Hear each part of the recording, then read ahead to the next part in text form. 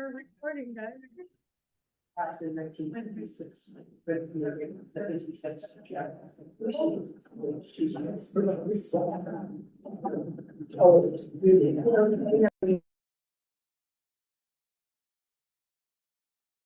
Hi, Fran.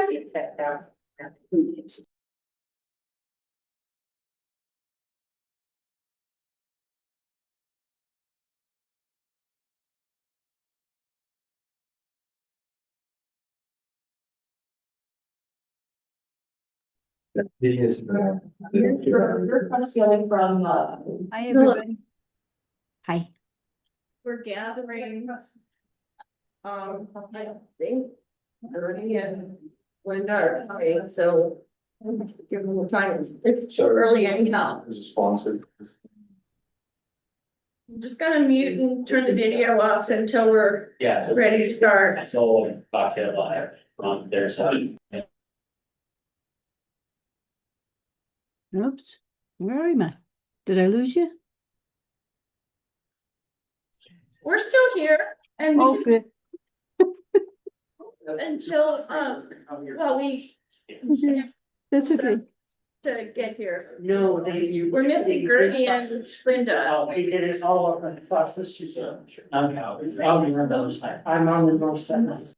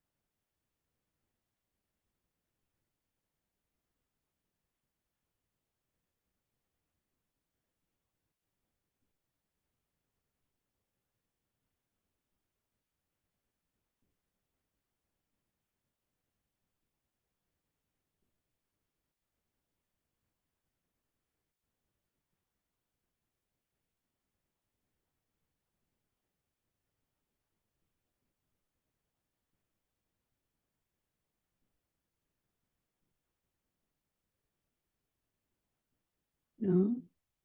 Man. No, no, no, no, no, no, no, no. Oh, what the hell happened here?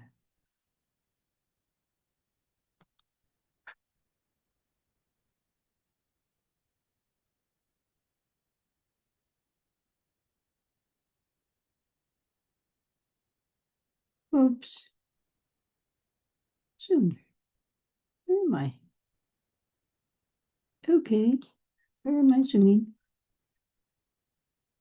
No. Participants. 3. Okay.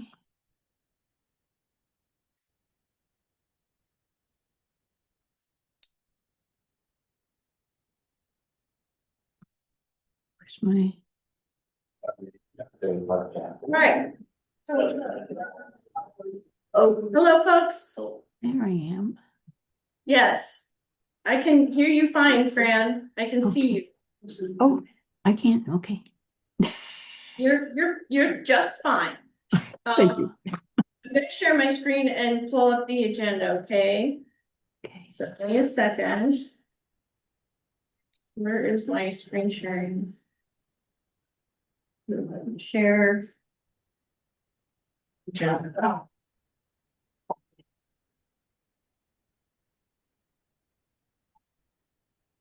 All right, I'm gonna make it big. Okay, welcome everybody to the monthly West Wash Park Neighborhood Association zoning committee meeting. Always we go over meeting norms. So first off, assume positive intent, raise your hand. Give people who haven't spoken on a topic or in this, perhaps ask a question, give them priority, remain open-minded, avoid judgment ideas prematurely, listen to understand, be respectful, avoid side conversations that others, all things that I need to be reminded of every day. So, let's see. Okay, so call the meeting to order. First off, I just sent the January meeting minutes out today. I myself have not read them, so I don't know if we're ready to approve them. Or if you guys want to defer and do that by email after. Sure. Okay, so we'll do an email vote after. Next, introductions. So, I guess I'll start. I'm Catherine Fontaine. I am the chair of the zoning, also a member of the board. So let's do people. So comments, do you want to go next? Thomas Capero, board member and member of the committee. My name is Chris Town and I'm a member of the committee. I'm Gertie Gray, I live at 242 South Lincoln, and I see some familiar faces. They have some long time activities. I'm on the zoning committee. And I'm Linda Fricker too, the zoning. Okay, and then we have a couple of people who have dialed in remotely. David, do you wanna? Yeah, David Pardo, member of the zoning committee, also currently still a board member. Okay, and Fran? Francette Orsi. I'm not a member of the board, but a member of the zoning committee and represent the zoning committee at the Landmark Preservation Commission. That's my job here. Hi everyone, I'm Casey. I'm new. This is my first committee meeting here in Washington Park West. So I just joined because I was interested in getting to know more of the lay of the land and the neighborhood and all of that. So, Are you new to the neighborhood or just new to the West Wash Park meetings? all of the above. Yeah, I moved here in October in 2025, so it's taken a while to get set up, and now I'm kind of in a place where I'm exploring community involvement.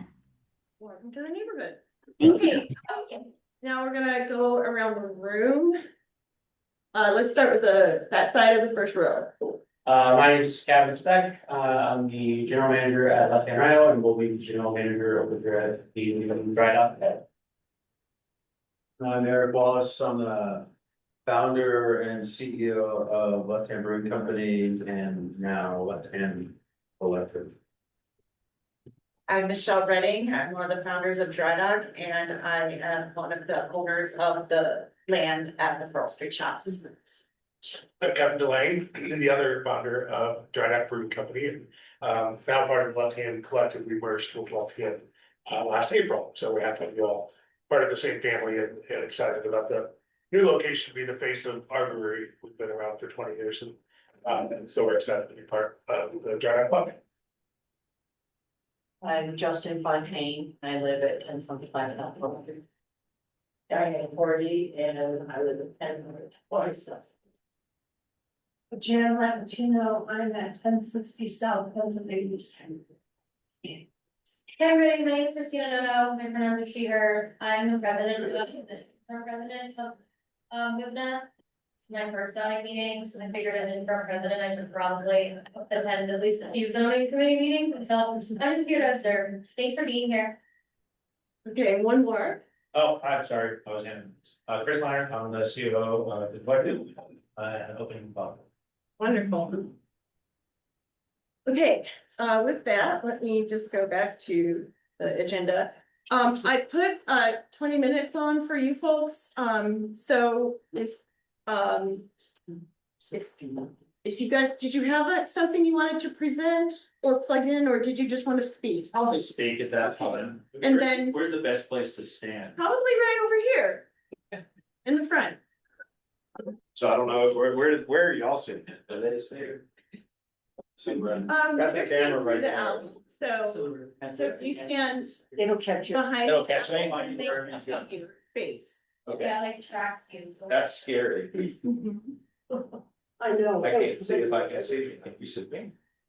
Once you start talking, I think we'll try and get. Does it do it? Does it do Yeah. that? All right, so, thank you so much. I've met several of you in the neighborhood already. We're super excited, to get into the neighborhood. As you all know, the pub had quite an interesting relationship, with everyone in the neighborhood. But that's not us.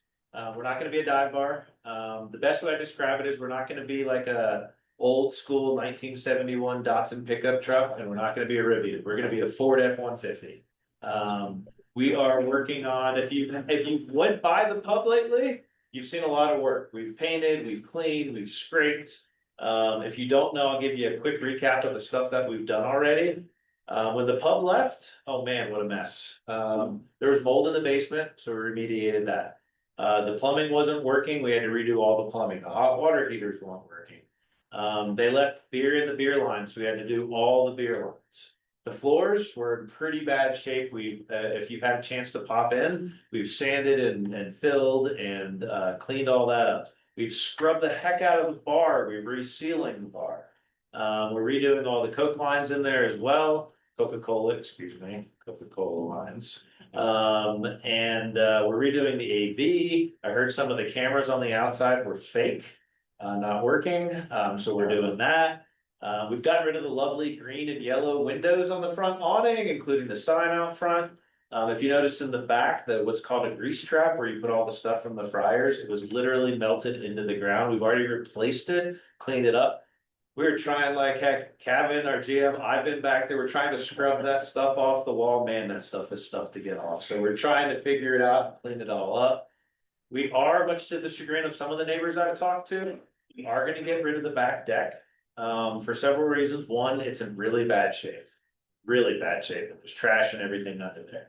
Number two, I actually had to kick a homeless person out of there the other day, that was sleeping on the back. And number three, the most important part, there's no line of sight for our bartenders. We can't see what's happening back there. We've heard stories of underage drinking. We are not going to be promoting ourselves to the DU campus. It's not our story. So we can't see what's going on underage drinking, smoking, anything like that.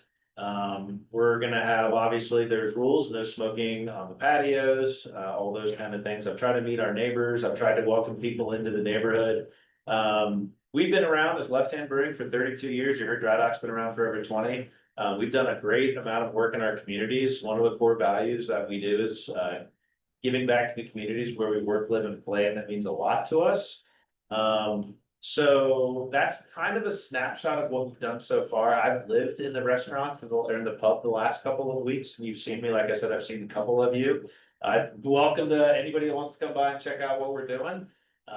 If anybody who went into the pub? Can I see just a couple of raise of hands? Who went into the pub? Rarely. And in the past, Yeah, in the past. Who's been in the last couple of years? Okay.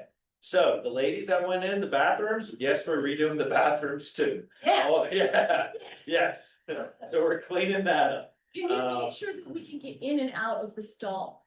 Well, that's the problem. It's tight. Yes, we're ripped it off. We have gutted the whole thing. We're putting in new stuff in there. They do have ADA bathrooms in the back that are wider, obviously, but we're redoing all of that. Yeah. I will tell you the one thing that's interesting when we went in there, as I started ripping out the tiles, I noticed that the floors were cut, so we just had to redo all the joists of the bathroom. I think the only thing that was keeping the toilets up was the pipe itself. Okay, right. No, that's what this was like when you got into this. Honestly, no.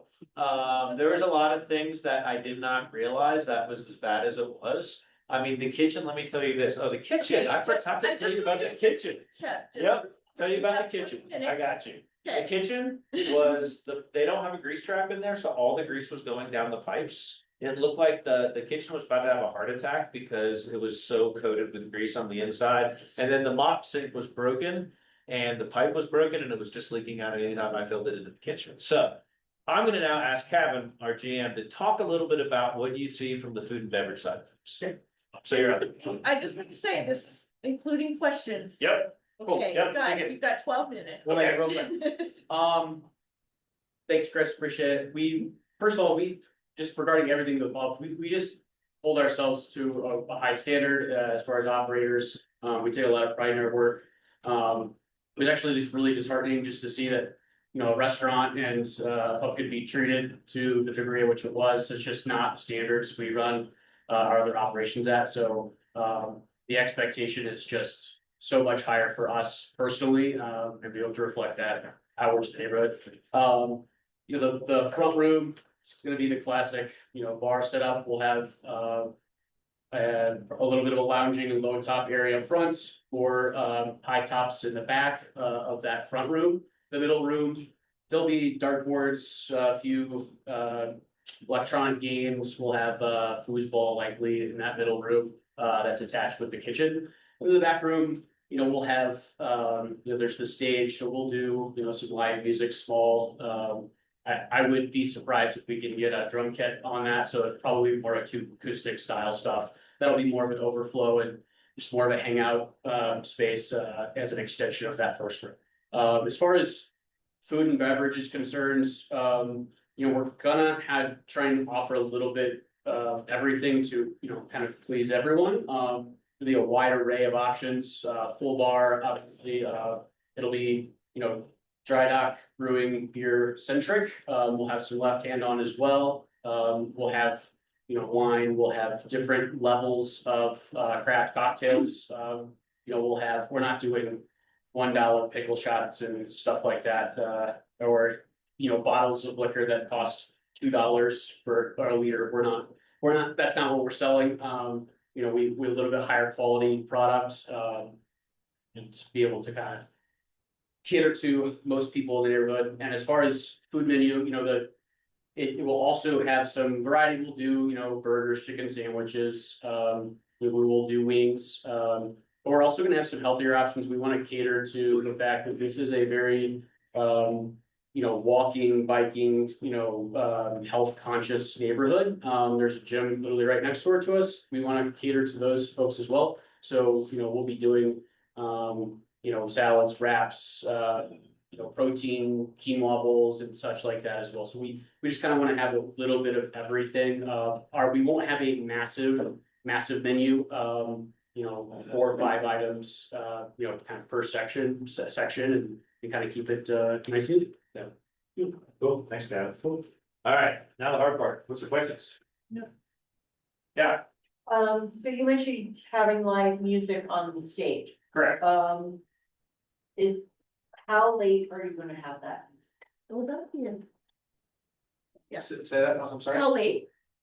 You just don't make the hours. Oh, yes, we'll be, the latest we'll be open is midnight on the weekends.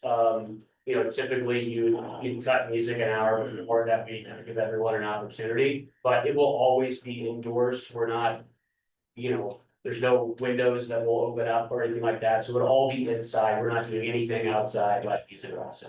yeah, no, we don't have any speakers outside. I know there's one of the GNA, there's no speakers on the outside. I've got a friend of mine that runs Swallow Hill Music. I'm trying to work with them about us being an extension of them. So fingers crossed we can do that. But great question. We also do we're partnered with Swallow Hill up in Longmont. Yeah, we're their northern outpost in our beer garden. So we'll be producing a couple of shows. We did shows last year. We'll be doing a couple of shows this year.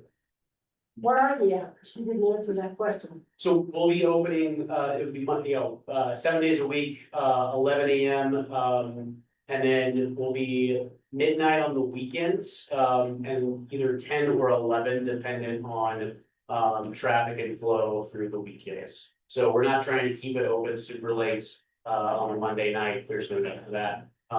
And nothing good really is happening after midnight, so there's no point in us staying open past that. So that will be our we would probably pivot an hour early in the fall just to cater to Saturday football traffic, but that's really about it. Thank you. Any other questions from the viewers? Well, I was one of the neighbors that was responsible for getting the GIA 10 years or so ago from the previous thing. They really caused a lot of problems in the area. But I met with Chris yesterday and he answered my main questions. One was, would you please get rid of that $1 sign? The other was, no live music outside. And I'm pretty satisfied with what they're trying to do. And it will be a big change. How will the outside be treated? Will people be allowed to sit outside? Will there be service outside? So we do, What's happening with- so the back, good question. So the back patio, like I said, is gonna be ripped out. There might be a point where we put something back up, but at this point, honestly, I don't have the money to do anything with it, so we're gonna use it for parking. I was telling Jan, we're gonna move the grease trap around that corner. To get it away from that where everybody's parking, you see it now. But as far as outside, the patio that's in front of the pub that you see, we are gonna have people out there, but there's no music. But I think the GNA says we have to be done by 10 or 11 out there. I believe that's what it says. So we're gonna address that as well. We'll cut service off and. Basically. There's absolutely no smoking on the patio, there's not enough space on that patio to be far enough away from front door, so. We won't have any of that, if there's anyone that, needs accommodation that just wants to sit outside, we're happy to help as well, and make sure that they're taken care of out there, but yeah, we'll keep it, keep it retained out there, we might, it's just extra seating for, nice weather. And we talked about to address that, if where I'm understanding a couple of the questions, people are concerned about loudness at late. I know that when Catherine and I met, we're talking about, there's a gentleman that lives down the street with the handicap spot parking and stuff, so we plan on putting some sort of sign. I've seen it in a lot of pubs and a lot of restaurants like in Seattle, that basically just says, hey, you're leaving the pub. Remember, it's neighborhood, please be quiet like you live here, those kind of things, so we're gonna try to address that as well. Now, I can't say, if somebody comes from another establishment or going to Whole Foods or whatever, we'll do our best. We really appreciate that. I've got a question online. Yeah. If you guys can hear me, David Pardo, one of the committee members. Do you have an expected opening date yet?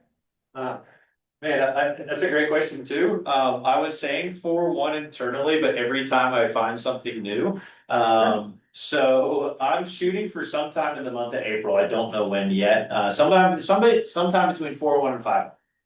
Cool. And then I've got a follow up. I have 2 bottles of Bly's barley wine from 2011 and 2012, and I was wondering if I should bring those out of my cellar and bring them to the opening. I'll let Kevin address that. We will make sure that it might not be 2012. 2017 and 19 are my favorite years, and we have saved some kegs, and so we'll make sure we have one of those years of Bly's, special years of Bly's on tap for the opening. Awesome. That's one of the best beers that's ever been made. So That's good. Save your bombers for yourself. We'll make sure we've been hoarding lots of kegs, so we should have it on there frequently. Awesome. Any other questions? Chief? Will dogs be allowed on the front patio? Yes, as long as there's no, regulations that would not allow them. I want it to be as dog friendly as possible. I had 2 puppers at home. I plan on bringing them and having them hang out, if they want to get. So not inside, but outside for sure. And I'm in the pub every day, and man, I see the amount of dogs that walk through this neighborhood is intense. And Yes. and also you can walk inside with your dog if they need to address the hair. I'm gonna sit outside. There's no issue with that. We just can't have them hanging out, permanently inside. But yeah, they can be outside. Wow. I would say one thing is, if you really wanna know how we operate, come see us. We're operating in Rhino and we're operating in Longmont, and we've been there for 32 years. What's the name of the?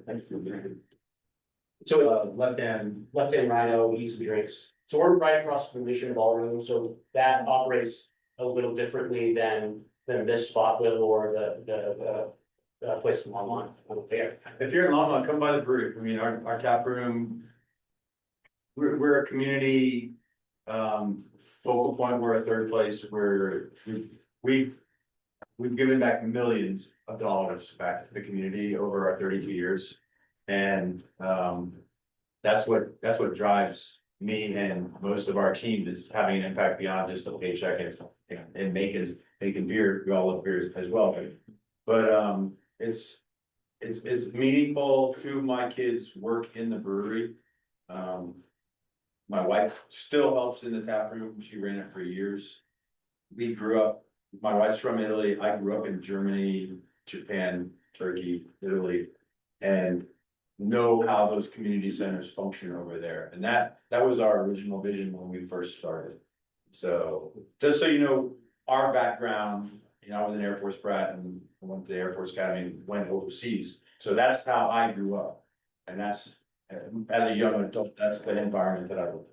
So we're gonna try to bring some of that vibe.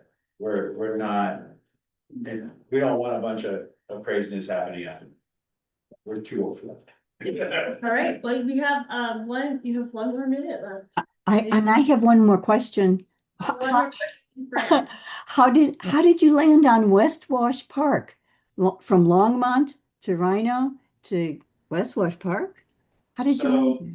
I'll address it if I can. So, it's a great question. So, Dry Dock was operating in Aurora for 20 years. And, when we merged back in May, part of the agreement was, the space was too big that where they were at. We wanted to find something else. And we looked in Aurora because that's where they're based. But then our landlord found the pub. We're like, oh, what a great spot. What a great opportunity for both brands and to put the Dry Dock on the front. And we just found out, the earlier question, did I know what I was getting into? No. But we just thought it was a great spot, and we've had employees. We have an employee that lives in the neighborhood now, so we think it's a great opportunity for both of us, honestly. Thank you. Yeah. And I would say it's also still relatively close for the Dry Dock regulars. It's only 15 minutes away from where we began in Aurora. So it's still close enough that our regulars can come and visit, as well as introducing us to this neighborhood as well. Okay, Gertie had her hand up. Is that, can that be the last question? Are you familiar with good neighbor agreements? Oh, yes. Oh, yeah, they have it. Yeah, I know it. Yeah, we've read that several. We have it. No, I mean, but do you have one up in Rhino, or We is this the first exposure you've had to? We don't have one right now, didn't need one because there's not enough around in that neighborhood. And our landlord, we didn't have to do one. Right. I'm familiar with one because we were gonna open a restaurant in Curtis Park. And that was my first experience with one, so this is my second experience. Okay. Yep. I just want to say that it is a relief to have somebody who, to have a group that seems more aware of, what's going on in our neighborhood than, some of the other newcomers to the neighborhood. I guess my concern is we always get a really good sell. Yep. When somebody's coming in new, and I've been around long enough, to know that things can change, and I only hope that you can stick with this plan that you have, because the issues that were raised primarily with, the issues that were raised with the previous owner of that bar were that he was bringing in DU students whose primary goal seemed to get drunk and then run between the bar and Washington Park, were leaving themselves on the way between the bar and Washington Park, and then running back to the bar and then really getting loaded. And they were referred to by a 5-year-old that lived along the route as the red cuppies, because they always carried their beer in red cups. And some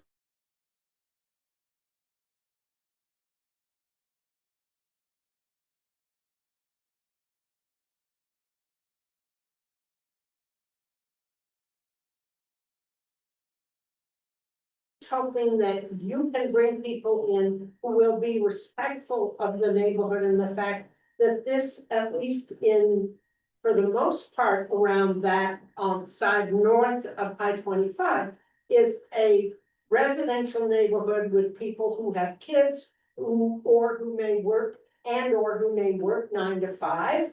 And who really like to go to bed at night and not have to wake up in the morning and go clean up after people who forgot to use the bathroom at the bar on their way to either their homes or their cars. Okay, but Bertie, we're at time. Thank you, but off your platform. I would just love to say a couple of things. Some of the examples that we've heard of the levels of concern, like, why didn't they get shut down?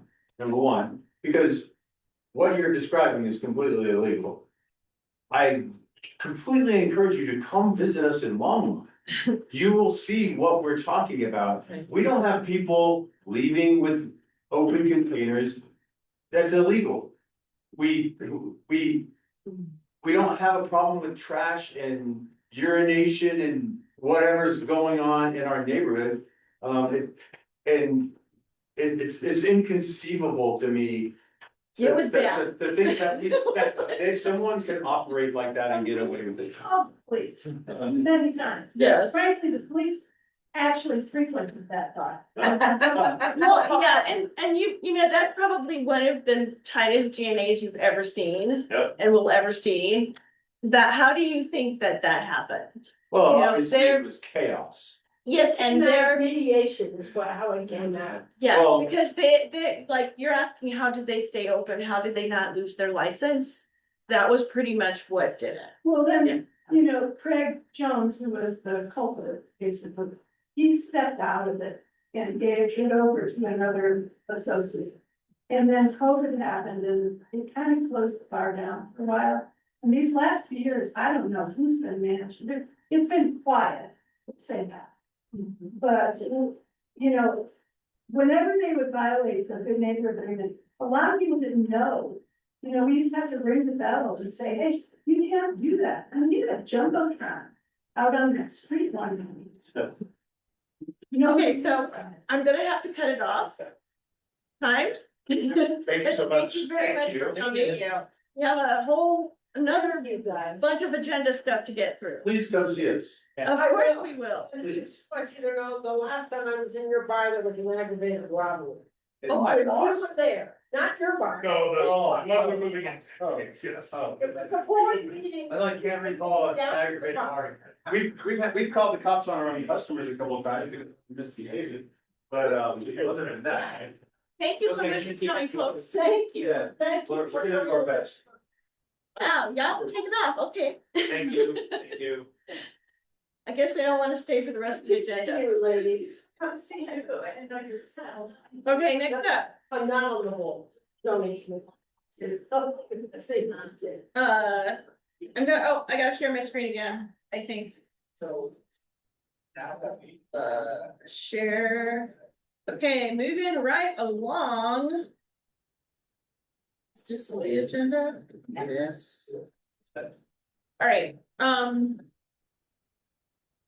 7-Eleven South Downing, the variance request. So. I saw that, Thomas, you had done some research and I went ahead and pulled the drawings, cause Gertie, you had asked, was it shown with a 5-foot setback on the drawings? Yes, it was. So they were not approved to build it that way. And if my understanding is correct, you know, when you ask for a variance because of not constructing something and because it was constructed out of compliance, like if it was approved that way, that is justification. But to have a contractor that just kind of ignores the drawings and built a garage 1.5 feet closer to the alley, either they're like trying to game it, because I think that the inspectors will let like 18 inches slide, and that's like the maximum they'll let slide kind of thing.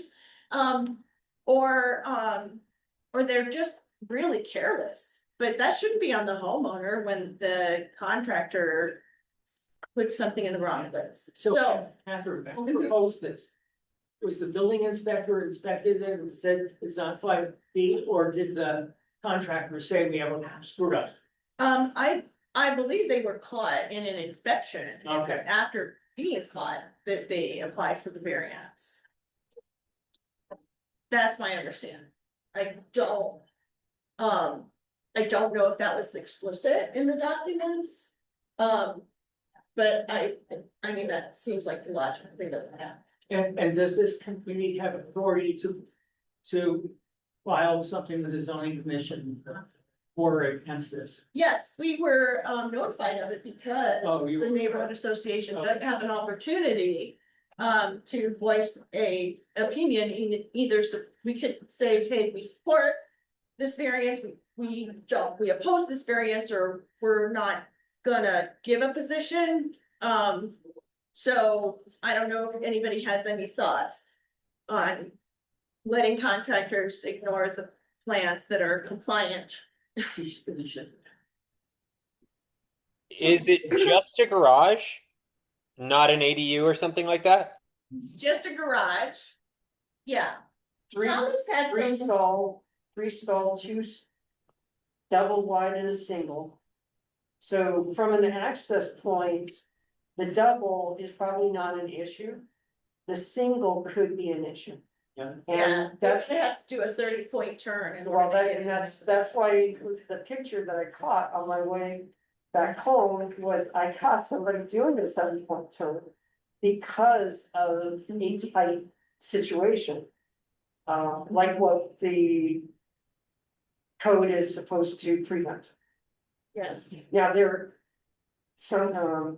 next door neighbor to the north, their garage is within the 5-foot setback.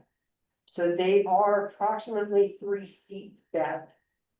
But if I'm recalling, there's another garage that provides further back across the alley from them.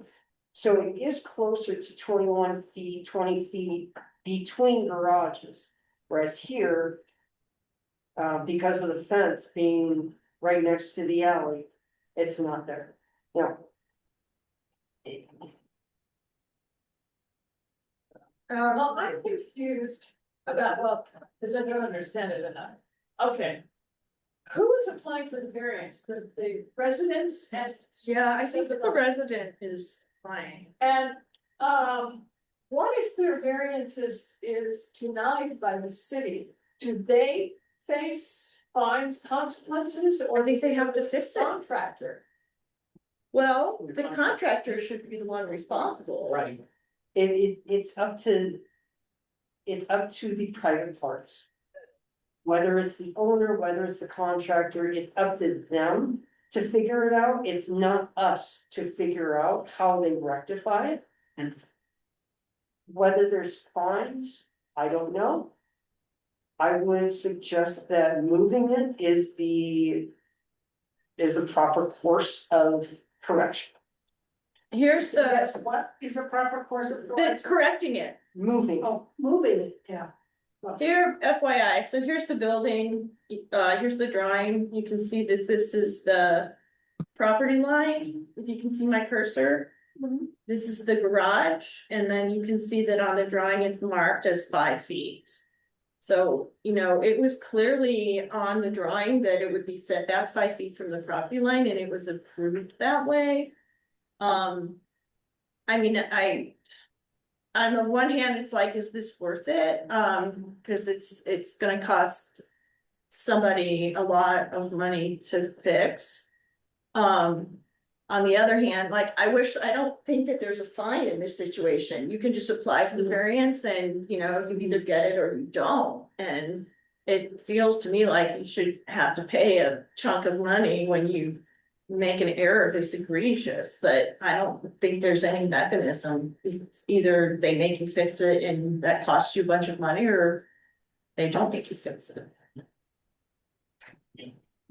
What role do we have as the zoning committee in this? We can say that we support the variance or we oppose the variance, Or we take no position? or we take no position. Yeah. Great. I I have, think the responsibility under the RNO ordinance is to let the neighbors know what is going on, because the whole purpose of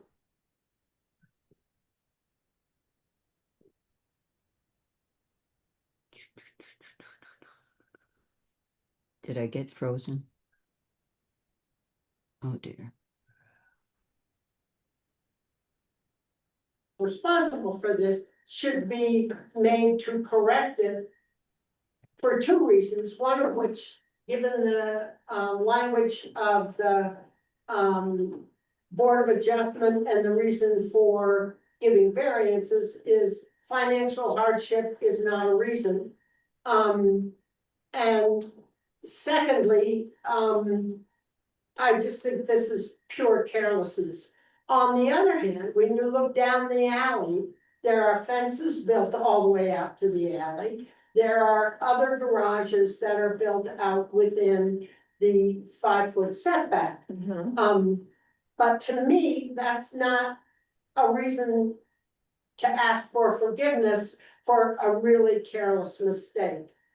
But I do think we ought to at least let the neighbors know, and I'm glad Christina is I'm here. working on membership right now. Because we may Perfect. be able to notify immediate neighbors if there are neighbors on South Corona and South Downing who have given us their email addresses that we could notify, but I also. I think a flyer is gonna be I needed. think a flyer is appropriate to at least let the neighbors know, and We have time. The hearing is on the 17th of March and we have until the Thursday prior to get any comments in. So we're not gonna have another zoning meeting before then, but we can certainly do a flyer and ask people to email us with any comments or concerns. well, I don't disagree with that, I just think if, in my opinion, we ought to take a position that the zoning laws should be complied with. Automobiles these days are not getting smaller. No. They are getting bigger, and it's getting harder and harder to get an automobile into a garage if you're into the SUV or the truck business. And so I think it would be appropriate for the zoning committee to oppose it, but also if we do decide that's what we want to do, we ought to let the neighbors know in this flyer. Okay, Okay. Um, Sense. question, Yeah. so, sorry, go ahead, Fran. So the only comment I would add, and that this might be a comment to the city, is to caution them about how much encroachment has already been built in that alleyway, so that we've had waste management issues, not being able to get through our alleys because people want to build their fences. And Right. now obviously there are structures too close to the, Well, I think that- narrowing that I space think for. we're building a fence all the way up to the edge of the alley. I do believe that is. You're right. You're absolutely right. The fence is one thing, and that's been sometimes an issue, but actual structures, that's kind of really pushing it. So that's for the city to be concerned about, but we could raise that same issue for them to take a look at. What's Chris asking? Oh, he was asking about the pipes in the photo that Thomas took. You can see that. I've looked at the photos, I've just. So is everyone in agreement? Number one, we want to do a flyer that hits the people that abut that alley on either side. So Corona and Downing on the 700 block of Corona and Downing. Is everyone in agreement? Yes. To let the neighbors know that this variance has been requested. Okay, so Into agreement. I pulled up the application because I was trying to figure out. They should be sending out. Yeah. Information within a certain perimeter of the site. I don't know that this is only the second variance that I think we've had to deal with. They don't do that with variances, they do that with rezonings, but in my experience, now, maybe things have changed, but they don't send out, they rely on the posting of the public notice. Which, if I remember correctly, they don't have to post it till the 3rd of March or something like that. Well, I don't know about the So- sign. Well, it says notice period 3/3 to 3/17. So I don't know if that's what that, Yeah, that means that they'll put up a sign. And the sign will probably be on Downing. Yeah, So the, yeah. you know, the people who are affected are the ones in the alley. So for all intents and purposes, the sign should probably be in the alley. I think that it is appropriate to do a flyer and it's not that, at this point, it's not that much effort. Because we already have templates, okay, so we want to let them know that the zoning has been requested. This is why they're in violation, this is why they're requesting it, and then what we are, what our stance is from this meeting? yeah, I or- think that it would be appropriate for us to say that, that we're inclined to recommend denial, but we would like to hear your feedback. Do you think that's fair? Or do you think we just ask for feedback? I think if we should tell them what our, Leaning is. I don't know, thoughts? I would appreciate that if I were a neighbor and trying to figure out, okay, so why are you guys telling me and what do you think where are you thinking about that at this point? And then they can get back to us and say, I don't care, or sure, go for it. Go for what? Go, I agree. You guys. I would just say No, that they in did the not. flyer, we say, email the zoning, give them the zoning address and say, you know, feel free to email us with any questions or concerns. Everybody's looking at me like. But no, I'm just. I'm gonna say something. You look like you're about to say something, yes, Chris? Can people who have comments also potentially testify at a variance hearing? Is there a hearing for a variance? Yeah, Yeah, and we Yeah. can, and, we have in the past provided them like with instructions on how to submit comments or how to go to the hearing, but as the zoning committee for West Wash Park, our opinion has weight, whereas with Yes. them, it's just a huge fact to, first of all, it's not easy to figure out how to submit comments online.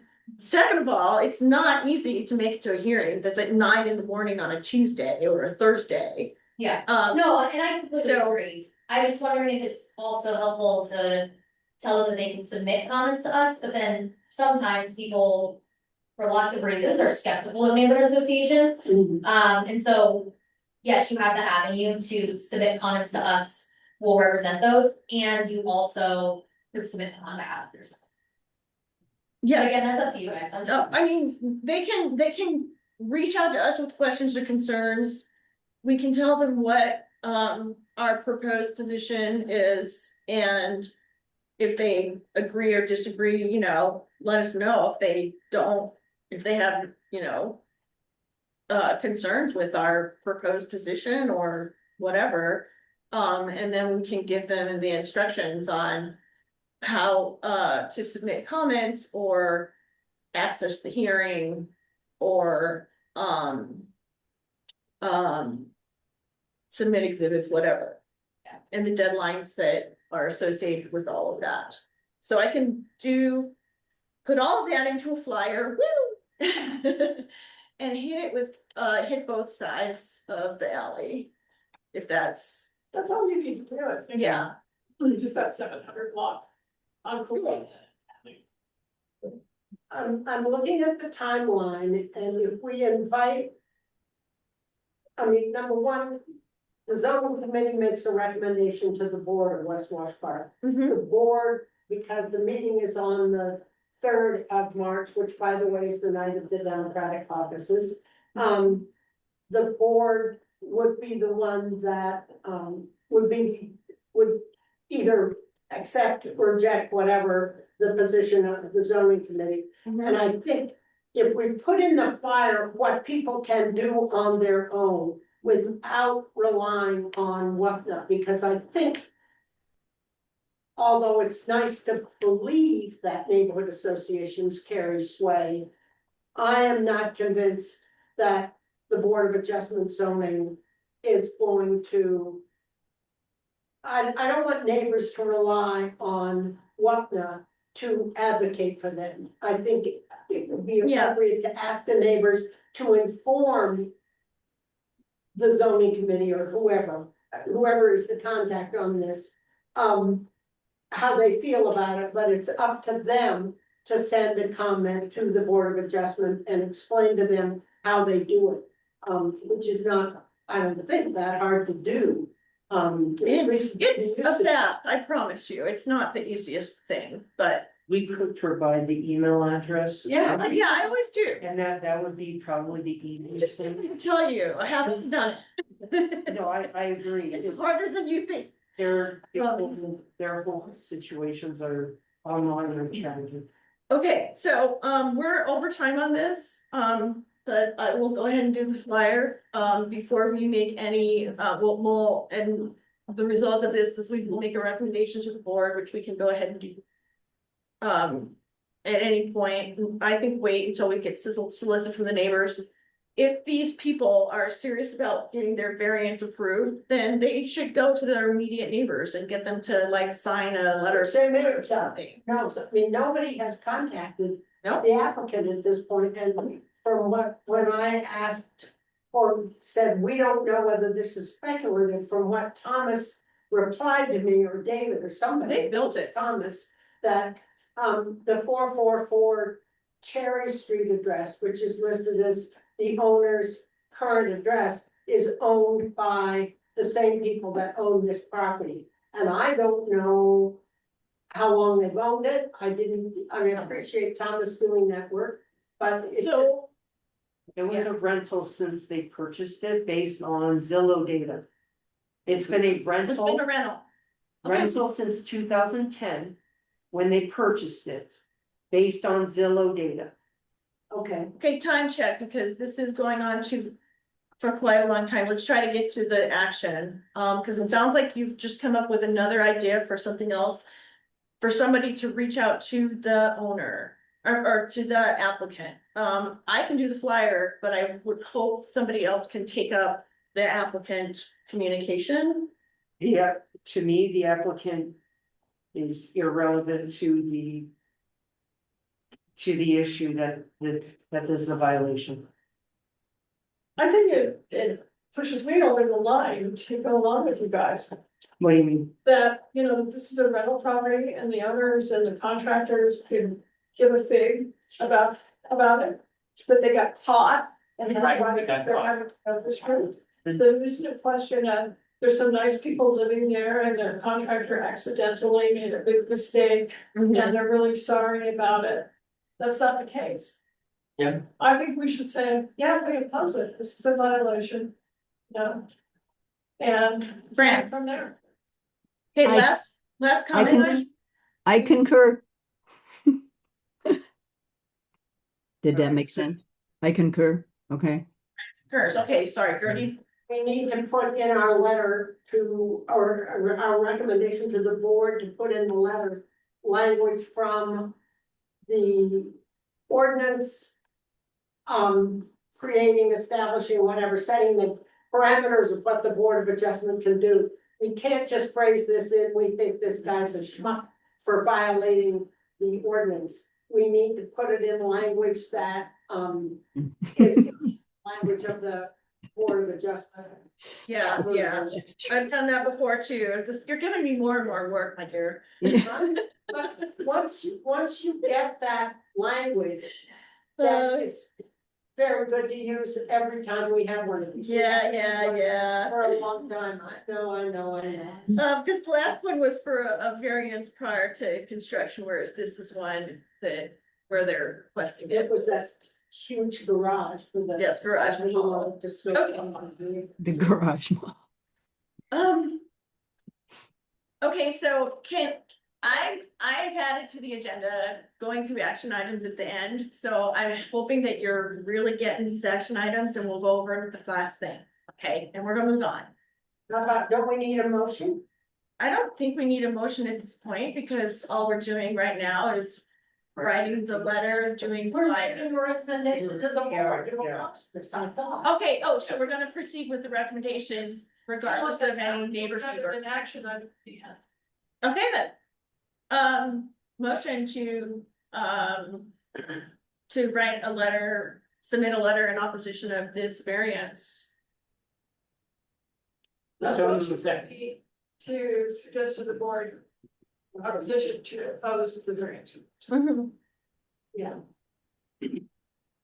Okay, Linda made the motion to make a recommendation to the board to, okay, and Catherine does all the work.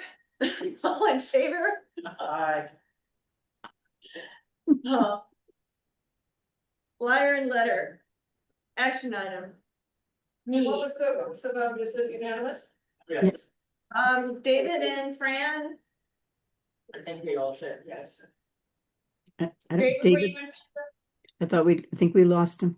No, I'm here. Oh, okay. I'm gonna abstain from this one. I'd rather see what the neighbors have to say rather than us trying to, the neighbors may be like, we want the garage there because they've been storing stuff outside and we'd much rather have a building than, stuff stored outside. There are a lot of reasons that the Okay. neighbors might be fine with this, and I'm not inclined to, second guess the people who are nearby in favor of like laws. That the highest value that we can provide is helping those who live in our neighborhood, not trying to pretend like we're a law enforcement agency. Hmm. Is that how it comes off, huh? That's I was gonna I mean, to say- me, like if we're telling, it's different from the garage mahal in a large part because of the complexity of this particular situation and the lack of knowledge that we have. Was this the homeowners directing their contractor to break the law? In which case, like, that's very different from the contractor breaking the law or not following the plan. And did they do it? And if the contractor is in a position where they can redo it, that's very different from a position where the contractor is minor. And what's going to happen if this doesn't go through is we're going to get an unfinished building that's a fire hazard that sits there for 5 years, which is like very much a possibility. Like when you mess with a construction site, you don't get results. You just get whatever the GC wants to do, which in this case could easily be, if it's a minor company, shutting down their business and leaving a building that is not to code and is not contained, made out of OSB, sitting there for years. Like Well, there Yeah. are serious issues with this variance not being approved if there's not a plan to fix the variance. The variance isn't approved and there's no plan to fix it. Like that's the single worst case scenario we could possibly have in the I neighborhood. just feel like that's not our problem. Like, yeah. I mean, it's our problem because I come from the fire world. If a fire starts there, that could burn other houses nearby. yeah, Like- I think that that's really going out on a tangent, but when the issue at hand is that a contractor did not build the building to the approved drawings, which meet the requirements of the zoning laws. Yeah, and David, if we're catastrophizing at this point, what the worst case scenario could be, the worst case scenario could be that you have an ADU then later on built over the garage that gets approved. That's like even closer, that's even more inappropriate because it's built because we gave the okay to go with the first mistake. And As a resident of an ADU, I'm not going to make comments on no, like no, that's the yeah. on potential downsides of an ADU. Yeah, that's not, no, let's not go there. Yeah. I'm talking Yeah, about I don't recommend where bringing it's up business- ADUs with me on the line. Yeah, okay, okay, I didn't, that was a touchy subject, I'm sorry. That's not it. 2, 3, 4, 5, 6, and 6 in favor and 1 abstention. Okay, Recommendation to the board. After the further discussion, does anyone want to change their vote, or are we sticking with that? Okay, moving on. 357 South Bannock, new liquor license, not in our boundaries, so I'm just mentioning it came through, but it's not our problem. I just wanted to mention that, I know exactly where that is. It's in the new, apartment building, on Alameda and Bannock. It's like across the street from the Safeway, complex over there. And, I've been in agreement. You know, they're nice, But there isn't, you know, like a lot of them, you know. And it's not our problem. It's in Baker. It's Baker's decision. Yep. But I don't think that should be the reason we don't do it. I think Baker is taking the lead and I think Baker will, I think the Dorothy Norby from the Baker zoning committee indicated to me that she wants to reach out and contact them. And I guess my question to this is, if she asks WWPNA to join in, because legally we can join in, do we want to not join in on a good neighbor agreement, or do we want to join in if Baker's doing all the work? If Baker's doing all the work, I have no problem with supporting it. Anyone else? Yes. All right. So I don't know, do we need a motion or can we just move on? Yeah, okay. Email. So next, we're already so far into this, but I included, I took a stab at some zoning committee standing rules. We had started on this effort like way back in 2022, before I was even the chair. And I found a couple of versions kind of poking around in the zoning files. So I kind of took them all, mushed them together. Some stuff I think came from you, Gertie, with, there was, I don't know, based on maybe some things from Baker. That document is saved in the zoning folder. Can you send it out in a Word version, please? It is in a Word version right now. But I can't get into the folder. Really not, when you click on the link that's in the email, it doesn't take you to the Google. If I click on the what? The link to the documents that's in the email. Okay, She can have my copy if she wants it. Yeah, and I'm happy to, I mean, I can email it out, as a document, put it on my action items, please. is it on the shared folder link? Is Yeah, it in the yeah. agenda? Yeah, Okay. the shared folder link, and in that link, there's a folder, a zoning folder. And that, I'm not a zoning folder, a zoning standing rules folder or something like that. I have all the folder names at the bottom of the agenda. So, I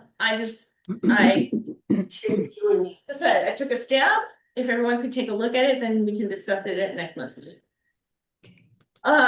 Next. Did we forget the item right before? What happened to Oh, yes, zoning email administrator. Yeah, David was kind of the one who was monitoring the inbox and attempting to do responses to all of the different inquiries that come through from especially from our residents, and I cannot be trusted to stay on top of that.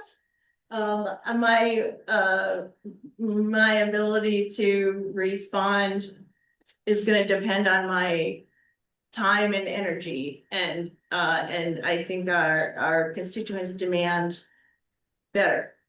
So I'm asking who can step up to at least make an initial reply to emails that are coming through. Is everybody getting the emails at this point? Are you getting them? Okay. Yes. So As far as unless David, did you add anybody else besides myself? Well, let's see, I think Fran, yes, Linda, and Chris were not originally getting forward. David, did you add them? I added whoever specifically asked me to add them. I didn't like take our list of members and then add everybody to it. let's ask Fran, are you getting the forwarded emails from the zoning email box? yeah, yes, I'm getting those, yeah. And Chris, you said you are. I think I am. And I'm getting all your emails, but from some. I forward. Send it to me. Yeah, and you might not, but that. I'll send an email right now as a test, and if you get it, you get thank it. you, awesome. So Chris, if you are not automatically getting them forwarded, then we'll make that happen. Yeah, Was that you're stepping up and volunteering? I think so.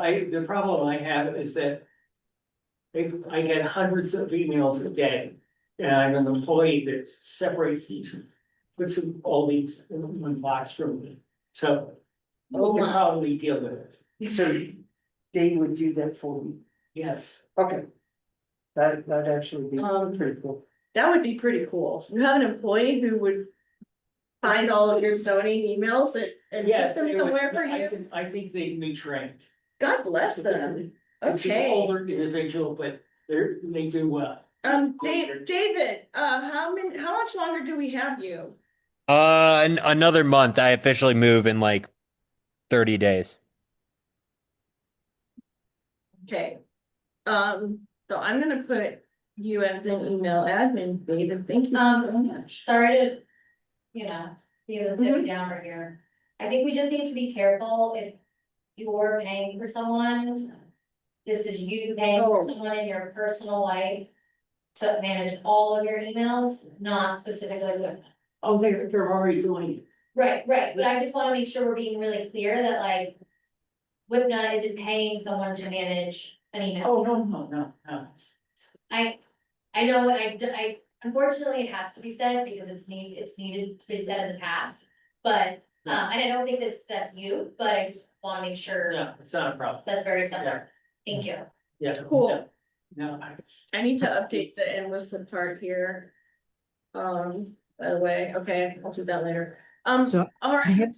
I have a quick question about whether or not I misunderstood an email that came just recently within the past couple of days that said we are over our limit of emails.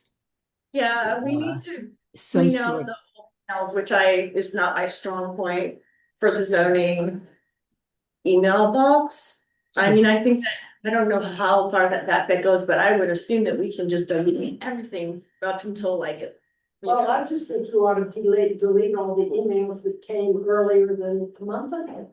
And just delete them. I don't know how to do that, but I do it on my computer all the time. Yeah, that's a question. Do we want to archive things? And I would not go up to a month because there's stuff. Yeah, I would say a year. Is there a nonprofit, is there a law about it for like open records? That we have to keep it for a certain amount of time? No idea. Well, We probably need to check I that. mean, But there should be an archive option as well, right? Yeah, I mean, I barely log into HostGator, it's rough. I know, you just have to find the bill and sit down and just go through everything. Delete a bunch of stuff, just set a deadline when you put a year or 6 months, Christine.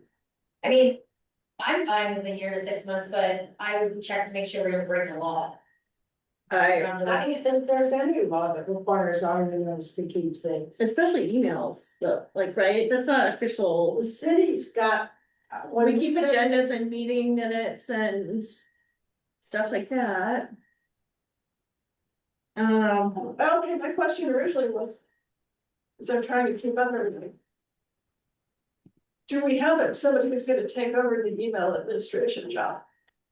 Well, Chris is gonna take over the part of responding to the emails, but as far as that's as much as administration as we are going to expect from him.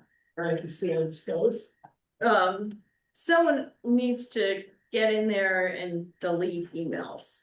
I just did. There was a setting to remove all emails that were over a year old. And the reality is anything that's been forwarded to other emails is also in other people's inboxes. And basically it was like, do you want to do this? You'll basically clear out half the space. So, bravo. so it's done. That is my like potentially last like official duty as the email administrator is fixing our data storage issue. Great, your party did. All right. Next. Okay, so now Linda is up and we are We're not terribly, we're 20 minutes behind schedule, not terribly. Okay, this is really fast, just let me talk. Okay. Well, I reached out, 300 South Logan, by the way. reached out to the owner, and, he emailed me back, and he is, on board with renewing the GNA, he said that, you know, I sent him a copy of it, and he was forwarding it to his lawyer. This was a week ago, I haven't heard anything back, but I would say, yeah, this is gonna be slow. Is this the same GNA or are we putting some type of restrictions on some hours? Cause I think that. His hours are so much condensed. Yeah. from What was going on before, that, you know, it's not a big issue. Okay, and it has all the the standard stuff on patio hours and trash dumping and stuff. Oh, he had no patio before. Okay, They're like My two tables. recollection, this- so now that there's patio, are we adding patio hours? He wanted to add, I thought he wanted to add a patio, but that. And he wanted to modify the GNA, was what I understood, but that's sort of third or fourth hand, it's not. I don't know. Like I said, we just communicated via email, and he just said he was passing the GNA on to his lawyer, and we'll see what he comes back with. Oh, we're talking Yeah, about you know. the cowboy. Yeah, They only have space for two tables, actually. yeah, he's got like 2 or 3 tables out in front, that's about it. He's great. I see him like once a week. What? Every time I've had meetings recently, I've been to Neon Cowboy and I've met with him, so I see him like really often, so I'm happy that he's being responsive. Yeah, he wasn't there when I went over there, so this is in person. Oh, gotcha, yeah, but he's great, so if there's ever a connection, I mean, it sounds like you guys have it under control, but if there's ever anything you need me to do, let me know. He's been really good to work with. No, the only question I have is, do we wanna put some hours on outside patio operation? Yeah. Cause that's pretty standard in GNA. Well, since he's only open till 6 P.M., I don't. Oh, really? It's only open till 6 PM? Yes. Oh, okay. Yeah, He has occasional temporaries open later, so like for tonight for Mardi Gras, for example, they're doing an after party from like 7 to 9. But, they don't have late hours. Cool. So I think, I mean, given the fact that whatever we put in the GNA can be passed to somebody new. I think we ought to consider putting Putting it in. 10 o'clock at night or whatever. Right. The hours are, because I know Fire on the Mountain didn't have a patio when they opened. And their GNA says no patio, and yet they've got, it's now fairly enclosed with canvas and plastic, but, I just think we need to. Keep in mind that this good neighbor agreement passes with Passes the with property and doesn't Okay. terminate with the owner, whom I agree, Christina, he's very reasonable, it's a nice addition to the neighborhood. So I think that that's a fair thing to approach the owner with and just say, hey, we know that you don't operate these hours, but this will transfer to the next owner if, you know. Well, I had And to see. get back to me. Yeah, yeah, but, So Google Maps has his opening hours until 9 o'clock Thursday, Friday and Saturday. Just an FYI. so I mean, I think given the busy corner, what probably the hours would be similar to what Club on Pearl had, like 11 o'clock on Friday and Saturday and 10 o'clock on other days. I got this for a lot later. Like I said, this is they're gonna close the shop. This is basically a breakfast lunch. Yeah, no, that's cool, but getting it into the GNA now would be really helpful. I think that's to Gertie's point. Just a thought. It does have residential directly above it, which I realize it's up to the neighborhood. Very flexible. Okay, so that's Linda's gonna see about getting some patio hour restrictions into the GNA. Which the owners had no issues with. Okay, so next is the bed encroachment that we were talking about previously, and Thomas, you had some photos. I could not figure out from the photos what was going on, where the That's fence because was. I wasn't clear on which fence was being described. So I just, This parking lot that was resurfaced. not the construction lot, which was my interpretation. So I just sent out, two more pictures that I took on my way here. Of the 8-foot fence. These essentially from lot line to lot line. Okay, hold on. And does it face the street? Yeah, it does. It's all along the side, Yeah. yeah. Is it gonna come up fairly shortly? Yeah, You're looking, okay, I'm pulling it up right now. great. No, they're Okay, getting to shrink them. it's an 8-foot fence? Oh, Yeah.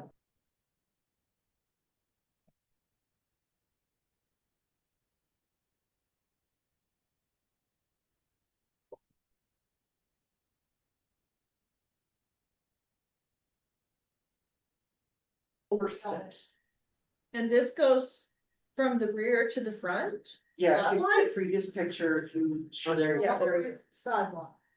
Okay. These pictures are super helpful. Do we know that, so what is the address of this particular lot? I think it's 101 South Grants. I'm gonna pull that up in Google Earth real and quick. who owns it? Is it connected with another building or? It's connected to 225 East Bay, Oh, the condos. okay. So- With the fence. Yeah, so Gertie, since you were the one that brought it up, could you explain what your concerns were and why you wanted us to discuss it?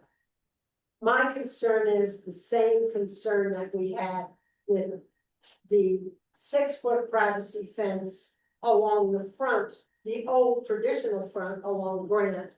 Of the building that he is renovating. And to me. I don't know why, I don't even know if they pulled a permit for that fence. And I don't I think know this is if it. they, contacted the man who lives in that house. Who is one of the people that came to the meeting that we had when he. Oh dear. Here we go. Frozen again.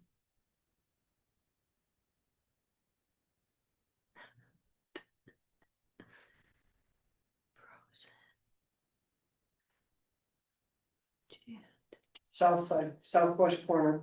No, that's construction. It's the big, that's, This one. yes, that one right there. What is the address? 220 East Bay. 220, okay. 220 East Bay Ave. So are they trying to represent that that's the rear yard fence? Cause I don't think that's how that works. Are they trying to what? Well, yes. Represent that that's the rear of the lot, because the address. Is Bayonne, then yes. Well, that may be what they're trying to do. It just seems to me, in terms of if what we're trying to do is preserve the, and David Pardo knows these words a lot better than I do. Cause I just, when I look down Grant Street, when I'm walking there is this wall that sticks all the way out to the sidewalk that totally interrupts the. The visual context of the neighborhood. And David, are you still there? Shoot. To me, it just, I don't care, Yeah, David's here. David. He's not responding, No, he's not. he's having, Sorry, I ended up on a call. I'm still dealing with work stuff. What was the question?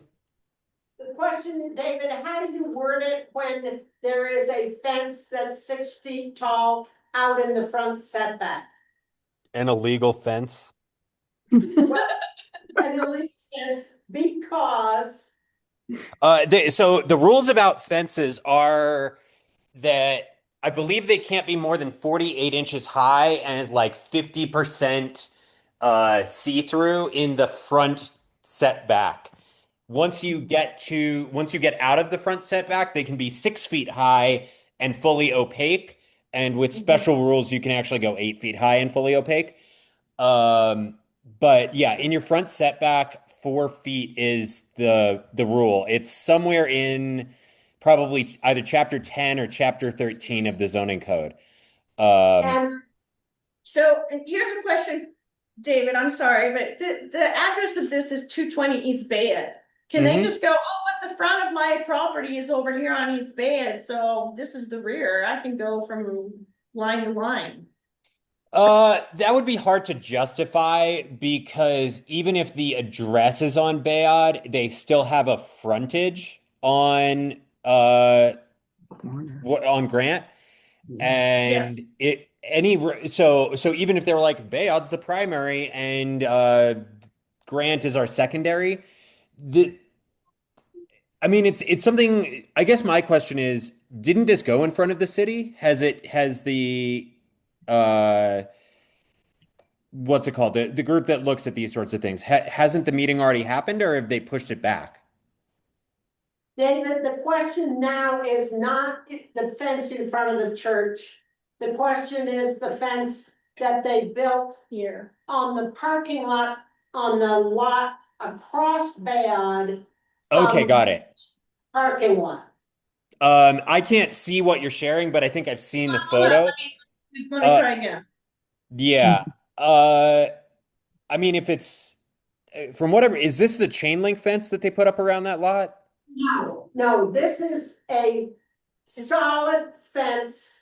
Goes from That is here to built here. along the south side of the parking lot.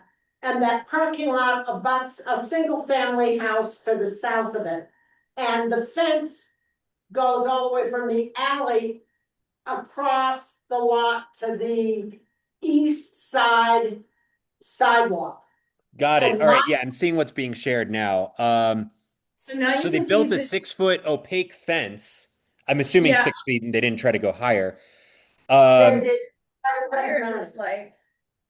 And I will share those photos real quick. I just wanted to show you the property so yeah. you could understand what we're talking about.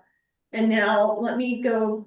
So here's the fence. Can you see this? Yeah. Does the person at 107 are they upset about the fence? I am. I mean, like to me, my thing is it's worth talking to who's ever at 107 because it's very possible that that this is up. Like if I were developing that site, I would not randomly put up a fence around my parking lot unless the neighbor wanted me to put it up. Because that fence costs, thousands of dollars. I wouldn't say or over 10, but like that's, And a have multi. in the front of the lot does not, it impacts everybody. Cause Yeah, it's impacting the visual, like landscape or sitescape. I don't know what you would call What it. is the term that you use, David? The reason that they're not allowing tall privacy fences in the front setback of this kind of zoning? You had that term and I don't know why, but the planning language is just something I can't grasp onto. To me, it's a feeling of public open space that and open space is the wrong term, but it, when I walk north or south on Grant and I see that fence down the block, it blocks it off. And yeah. I don't know why they did that. Like I can't. I think the only reason I can come up with is I don't know if any of you guys have talked to the developer, um, but I had a conversation with the developer, and the developer I think doesn't quite understand the neighborhood, and like may have been like, hey, if we put up a fence here, that'll be good for I'm not sure who or what. I do know the rents that he's targeting are like astronomical. And it's just like we're talking like $4,000 for a one bedroom, which is crazy in Spear. I mean, that would be crazy even that would be crazy anywhere that's not downtown Cherry Creek. Um, and So I don't know the reason. I don't think that this fence is allowed, at least in the first like 20 feet close to Grant. Like the back 100 feet of fence, I don't know that anybody's got an issue with that. It's, it's dividing parking from a backyard. But that front Um, 20 feet, yeah, that is something where if you report it to the city will probably make them take it down. yeah, I think that was what the plan was last time, and I didn't do what I said I would do, which was go out there and take photos, but Thomas has, thank goodness, so. I think it's back on my action item lists, to. Why? To notify the city. My interpretation, I can just notify the inspection. There's a neighborhood inspector. like a violation reporting mechanism. So that's pretty simple. Yeah, I would say an overheight, opaque fence in the front setback uh, that should not have been permitted. Or may not have been permitted because we don't know if they pulled a permit and somebody approved it and that's going to be its own whole thing. Or if they put this up without a permit, going like, who's going to bother us about this fence? But yeah, no, you're right. I mean, Gertie's right. Like the reality is that is a weird, like the back 100 feet from the alley to basically the front facade of that house at 107. That's fine. But yeah, that front 20 feet or so of fence in the front setback, like that's not legal. Not And that screws up sight lines and light and a whole bunch of other stuff that we don't want to set a precedent of them doing. Yes, great. David, when you say you spoke with the developer, did you speak with Travis McAfoose, or did you speak with the party that filed for the variance in front of the church? I'm terrible with names, and it was like 2.5 months ago. I'm not sure who it was that I spoke to. I know it was a guy who was working on the project in a development role. It was not an architect or like a permit handler or something like that. Right, but I've been in touch with Travis McAfoose. He's the one who, along with Chris Fullenwider, developed the property at Bayard and South Logan. And his specialty is saving older buildings. Yeah. And um he emailed me before our last meeting and I invited him to come to the meeting, and then we never heard back from him. And he said he would do a tour, blah, blah, blah. And then I had to leave the country and blah, blah, blah. So, and I just emailed him again yesterday and asked him, was he still open for a tour? And what is the plan for the fence in front of the church? And I have not heard back from him. But Yeah. I did not mention this fence across the street, across Bayard to the parking lot, because I don't want to alienate him. I'm a little bit, I mean, because I don't want to be the one that is filing the request with the city. I'll file it. Yeah. I mean, I would just file a complaint and then go from there rather than stressing over, Do we want any the additional fence? details. Do we want the fence removed in its entirety from the front setback? Or do we want to cut down to meet? Okay, here's the deal. All we do, we don't have a solution. It's not our No, job. We report the violation. Then they're going to issue the violation and they're gonna say, you have to fix this. And then they'll say we want a variance, in which case we'll see it again, or they'll fix it. And they'll get the fence back to whatever is conforming with the zoning rules. Yeah. So. Yeah, there's if they have really 20 feet of fence that's, every other stalk or every other stave is up, and so you can see through it, and it's only 4 feet high, then they're technically in compliance. And like, do I think that's the prettiest thing? No, but is that worth having another fight over? Probably not. Whereas the current fence is worth having a fight over. Yeah, so, but for now, the action item is just a. Report it.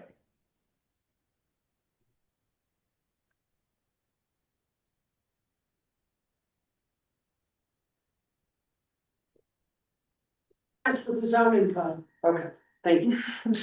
Yeah, that's pretty much it. We are. That's all we can ask for.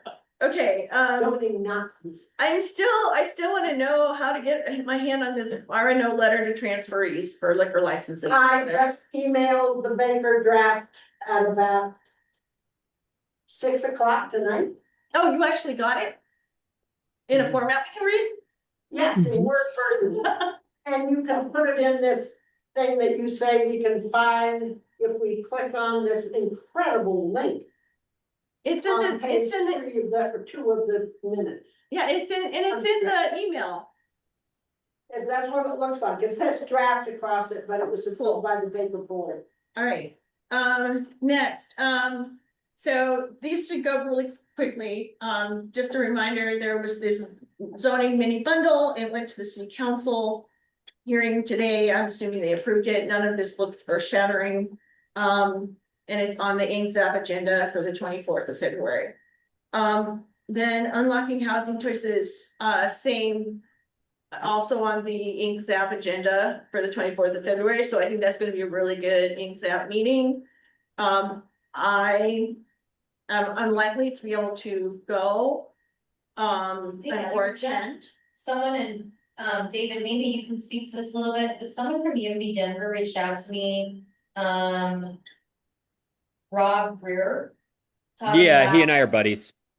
Okay, he had said that, in terms of unlocking housing choices, the city is starting to like interface with RNOs and talk to them about, unlocking housing choices, but they're starting with like Sandoval's district, and I think the RNOs that they're choosing are a little bit hostile to density. And so he had suggested that we ask planners to come and present to us. Is that something that we would want? Like, Yeah, I had a meeting with the folks from, well, it was like the mayor's chief of staff and Abe and a couple of the other folks about a different thing. But we talked about unlocking housing choices, and they're like, yeah, we'd love to come visit all the RNOs that would have us. So really, it just comes down to shooting an email off to the folks in charge of that, of unlocking housing choices, and they'll happily come talk. which is fine, just don't know if that's what we want, yeah. I just want to say that I don't want to be like the one neighborhood that says, oh yeah, we're fine with density, when other RNOs are like, hell no. And then end up like taking all of it. You know what I'm But I saying? don't think we will be the only. I think that my concern is that I want to make sure that it's evenly distributed, not, oh, hey, you know, Katie Bradwell, all bets are off in Wash Park, density there. But not in Sandoval's district because they fought. This is You see what I'm less, saying? this is less geographically oriented and more toward how the lot is used and the configuration of the lot, the zoning. So it's not geographically limited, it's more by the lot itself. I understand what they're proposing, but we're very early stages. I'm just saying. So I can speak to this because I've been attending all the UHC meetings. The reality is that they're not looking to cut out any neighborhoods that are in the urban context. There may be different rules in the urban context versus the urban edge versus the suburban context, but Sandoval is like almost entire, just like District 7 and District 1 are both almost entirely urban. So like the rules that they adopt will apply equally in East Wash Park and West Wash Park and the Highlands and Baker and everywhere else that's within those contexts. Whereas once you get to like Hilltop, which is urban edge, or like Virginia Village or whatever it is that's suburban. I don't even know the names of our suburban neighborhoods. I just know they exist. They may have different rules, but in all honesty, that's not where developers are going to build anyway. Great. I think we would make a big mistake if we pass up an opportunity to have a neighborhood-wide meeting Yes. where somebody from CPD, Community Planning and Development, comes and makes a presentation about what their thought process is and why they're doing it. We, the neighborhood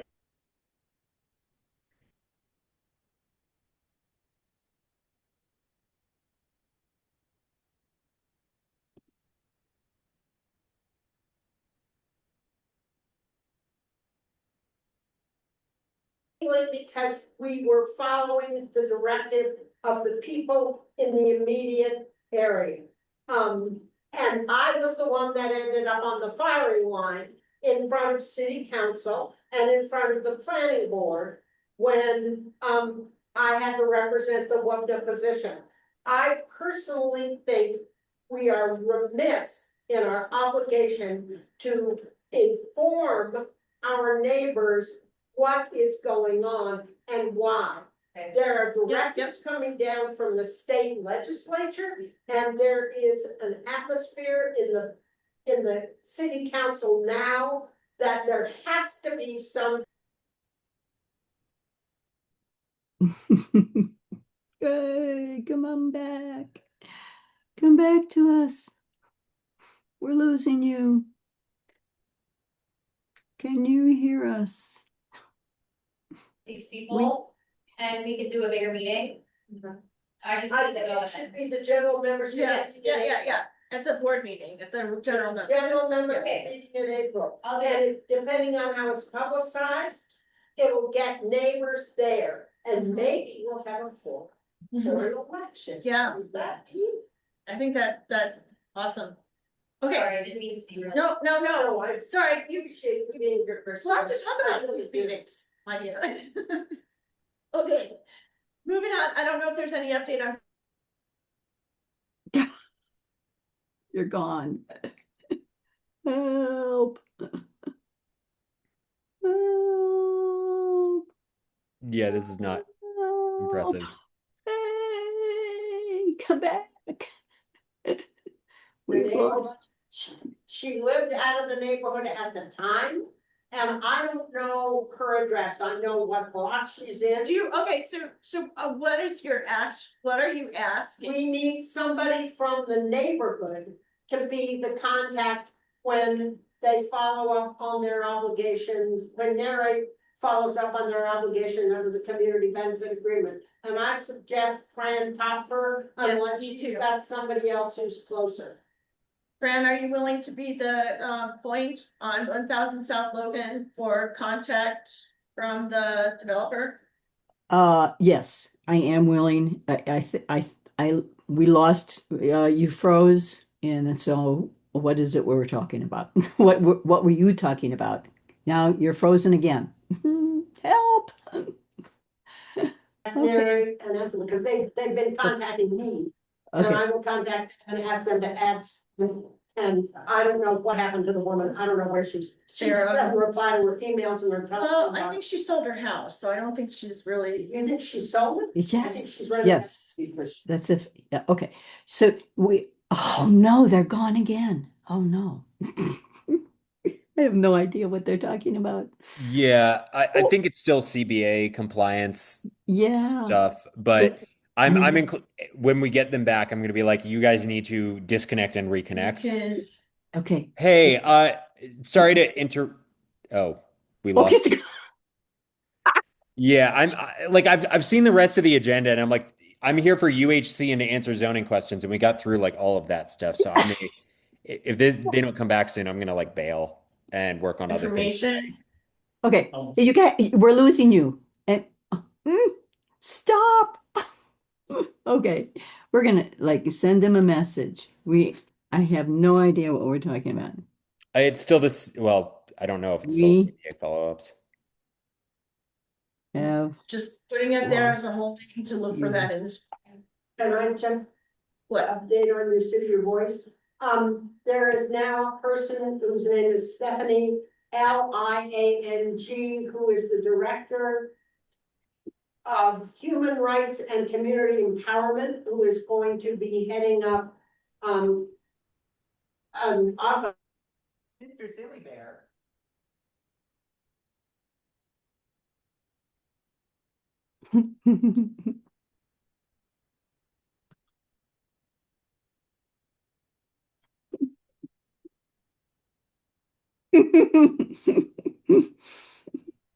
Some signals. Okay, moving on. Just a heads up from those of us online, we're losing you guys. Yeah, almost all the time.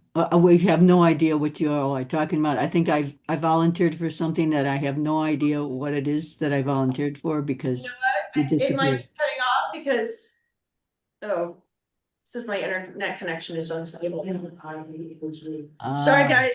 It says okay. my internet connection is unstable. Okay, so that's what's going on. Okay. We can hear you. But we can hear you clearly great. and consistent.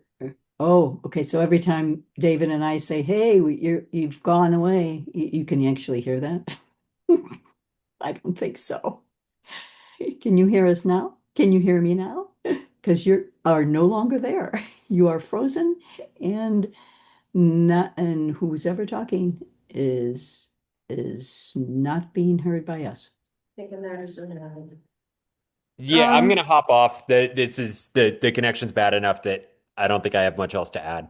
So, David, I was going to add something for you personally that might give you a good reference for a good rental Oh, in I've the already neighborhood. lined up my next place. Okay, but that but you leave in the neighborhood, and you don't have to leave the neighborhood because I got a really good recommendation for you. I already signed a lease somewhere All else. right, never mind Yeah, then. sorry. All right, I'm gonna Bye-bye. run. Sad to see you go. All right, We'll be next month. what else? Your city, your Okay. voice. So could we go back to what I just volunteered for? Because this group for 1,000 Logan uh, is undergoing some asbestos removal, and I don't see anything being tented, which I thought was probably not in the community benefits agreement that if you're going to remove asbestos and you're right across the alley from people, you have to tent those dwellings. You can't just leave them in the open and remove. They have to be Fran, covered. Yes. yeah, Yeah. that is a environmental violation. Yes. And Yeah. that can be reported to the city, Denver Department of Public Health and Environment. Or How about if I contact is it the Narrate group and say, well, what are you doing about the asbestos removal and how are you protecting the environment? Or something of that nature. I'm not a very tactful person. I think that's fair. Okay. Ask them if they've obtained a permit for asbestos removal and would they share it with you? Yeah. Or should I contact the neighbors like Jill who contacted you so that she, as a neighbor, gets more directly involved? Because I it's think not in the just reach out. CBO. It's not in. Just reach out to Narrate. I would Okay. start with that. Okay. Have you obtained an asbestos removal permit and can we see it? Okay. And that original person, I'll find out. Yeah. Okay, I'll go back in my emails and find out who the original person is. That should give you some idea of what is the scope of their asbestos removal activities and what are they required to do? Yeah. Good. And Good way because of putting right now you're just like, you don't even know. Is it Yeah. just some insulation on pipes? Is it all of the plaster? Is it, the floor tiles? It could be anywhere. I would imagine it's old enough. It's probably pretty significant. So that's really just being alarmed because there's some indication of asbestos. This isn't, you got to understand the scope. Okay. What is the scope? Got it. I'm doing it. Yep. Okay. Okay, so we had your city, your voice, and Gertie had an update. What was that? For your city, your voice? Okay. And then landmark preservation, was there anything to report on that, Fran? So I'm finishing up what you just okay. The only thing that I could report is what I'm doing. I can just tell you I've attended two out of the three meetings for the 2026, the new year. And I am familiarizing myself with the rules and regulations, and essentially what this commission does is they, or their staff actually, they review the work projects that come their way, the applicants that come their way that either want to enhance or, protect, perpetuate or preserve the existing historic structures in the historic districts. I was trying to figure out what were, I know that we have two or three historic districts in West Wash Park in our boundaries, in our R and O boundaries, in our boundaries for our WIPNA boundaries. But they and that is the where whoa, mm, where Gertie lives on the 200 block for South South Lincoln, and the Country Club Gardens. That's the second one, and Grant Street Community Center is another one. I don't, the individual homes that are historically, significant, I do not have a list of that. In fact, it looks like Baker neighborhood has more homes that are designated as landmarks than our neighborhood. If that's what I it don't know appears. how to mute her. Okay. So, Okay. I don't, other than that, well, I don't know how much you want to know. They work probably as hard as we do. I think that their agenda, I don't know. I think we work harder than they do. I should rephrase that. Mute everybody. What's that? Know how to do. Thank you, Fran. Oh, okay. That was it.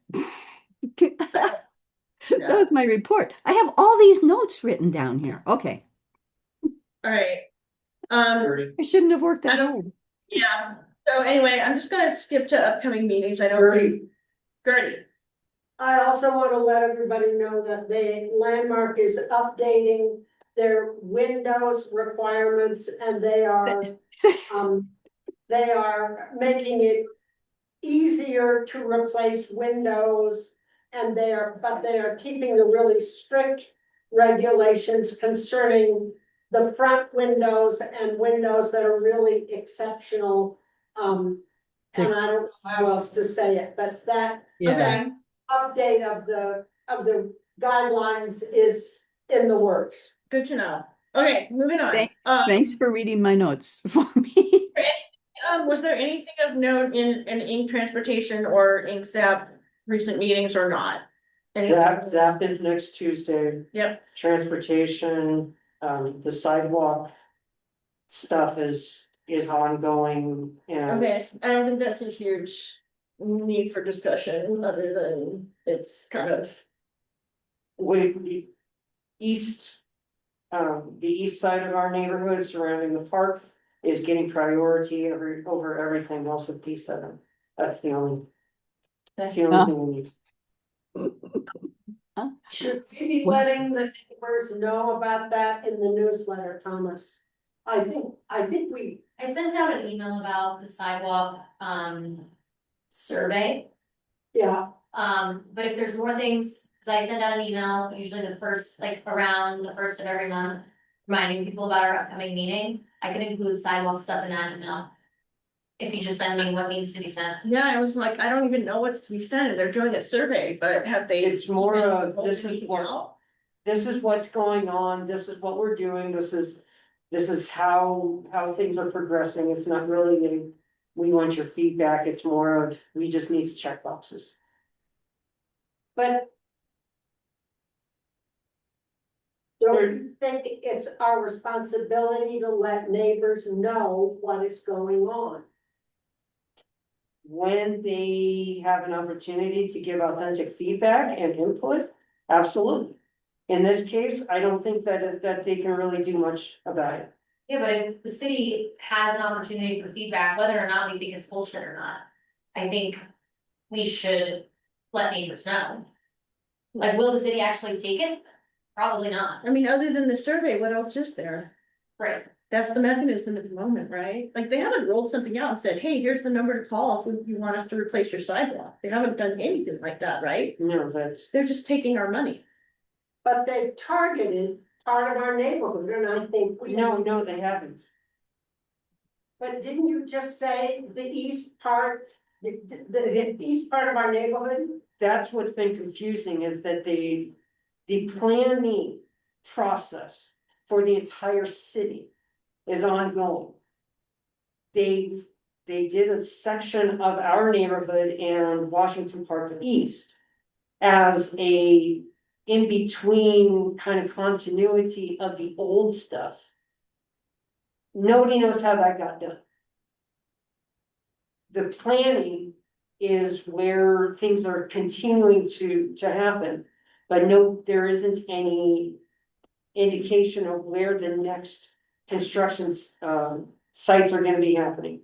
The fact that we got anything is, who knows how we got it? Florida doesn't even know how we got it. That's the only reason I know, well, besides the fact that they pulled up the stuff across the street from me last week, but I didn't know about it otherwise. Isn't it wonderful that we have a. There's no that is communication. just so- A public works department that just really Yeah. likes to let citizens know what's going on. Yes, crazy. Jeez.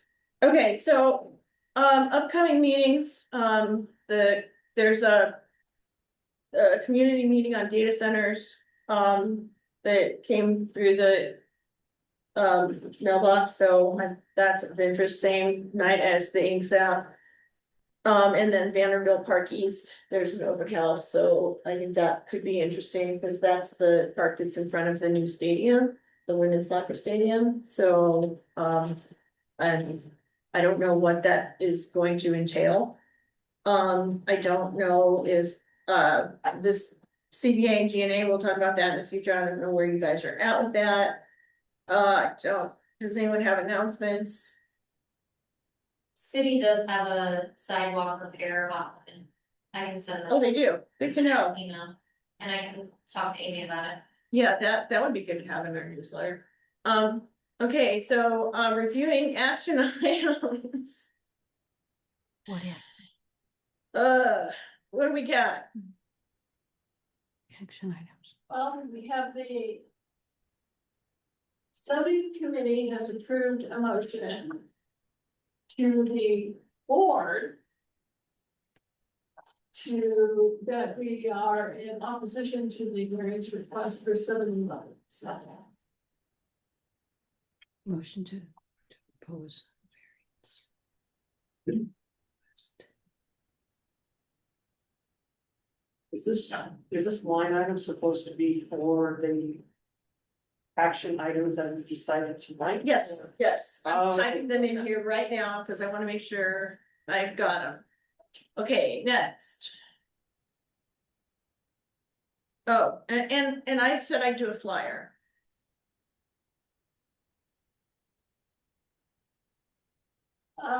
You've also said that you were going to follow up on notifying the city of the, about the fence issue, along Bayonne. I don't even know how to word that now, so. Report. I'm gonna say zoning inspection.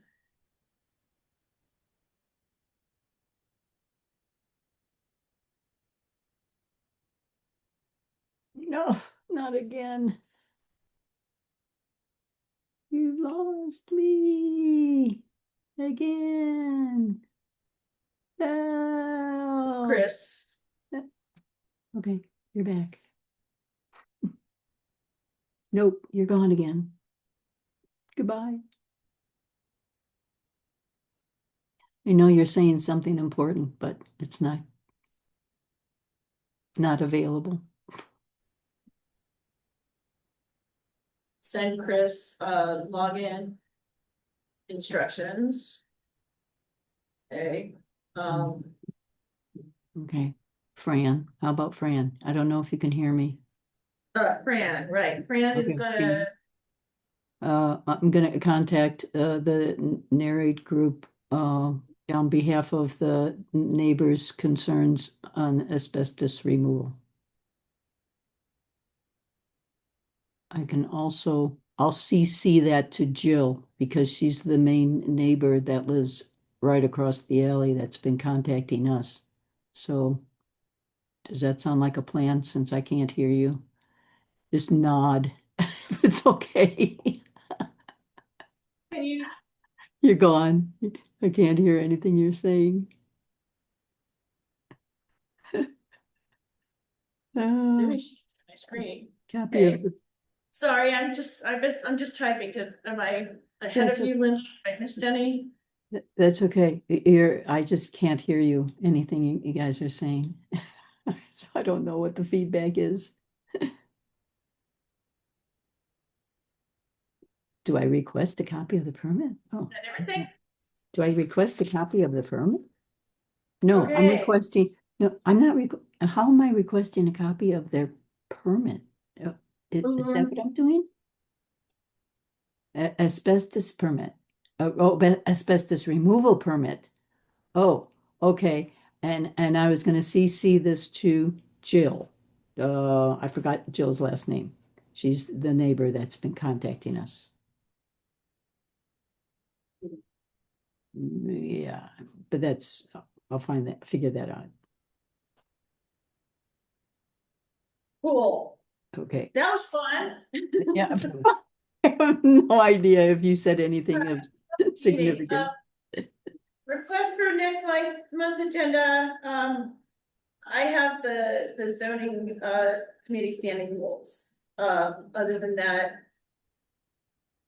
Sorry, say it again, I can't. the zoning committee standing rules that y'all are gonna be reviewing before our next meeting. Oh, yeah, that's, I'm gonna put that as another action item. yeah, that's good. Also, Okay. reviewing the draft letter of Baker Ah, to potential, GMA plans.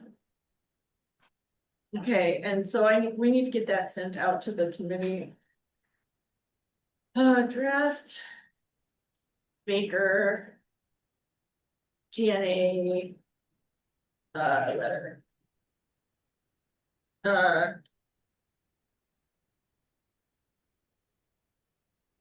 First we have to send it. Uh.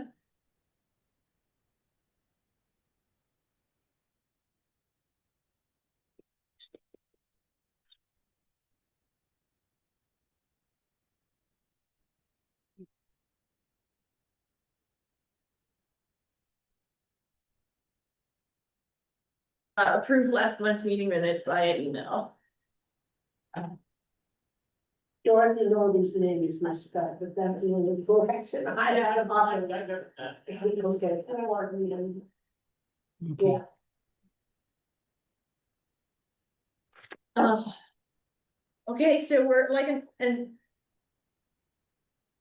30-ish minutes later than I had hoped. But this link here is to the share folder, and this was also in the email. So I've been putting this link at the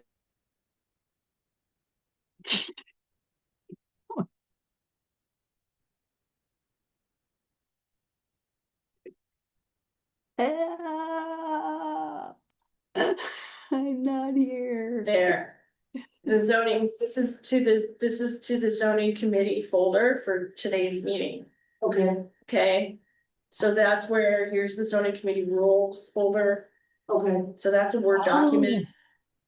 Okay, you click on that link and you can, I put everything that we're gonna talk about into Okay. the folder. thank you. All And this should, this draft, this Baker, Mhm. yeah, should go there too. Yeah, that letter should go there. Mhm. All right, Okay. Yep. In thank link. you guys for hanging in. So, Right. are we, Thomas, are we just crossing off 691 South Emerson CBA? Okay, And anything to do with NWSO. Is yeah, that can all be crossed off as well. Yep. And meeting setup, that can be removed from me. Are you continuing to do that, Thomas, please, What? to help with the setup until December, it now being February? I- December. If my therapist lets me out in time, I will be there. Fran, when are we gonna see you again in person? I don't know. I was going to get halfway through this meeting and then leave and go to the next meeting. And so now I disappeared on the rest of the.